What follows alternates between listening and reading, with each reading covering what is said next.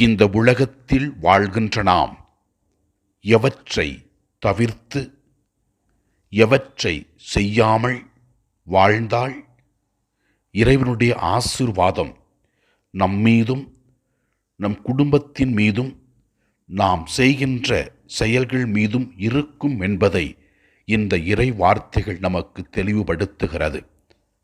1 பேதுரு 2:1 இவ்வாறு கூறுகிறது: ஆண்டவர் எத்துணை இனியவர் என்பதை நீங்கள் சுவைத்திருந்தால் எல்லா வகையான தீமையையும் வஞ்சகத்தையும் வெளிவேடம் பொறாமை அவதூறு ஆகிய யாவற்றையும் அகற்றுங்கள்.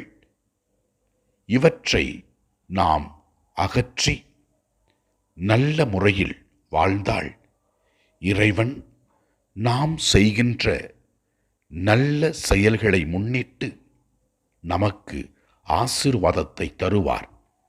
எனவே இறைவன் கூறுகிற வார்த்தைகளை கேட்டு தவிர்க்க வேண்டியதை தவிர்த்து நல்லவர்களாக இனியவர்களாக இறைவன் விரும்பும் மக்களாக வாழ்வோம்.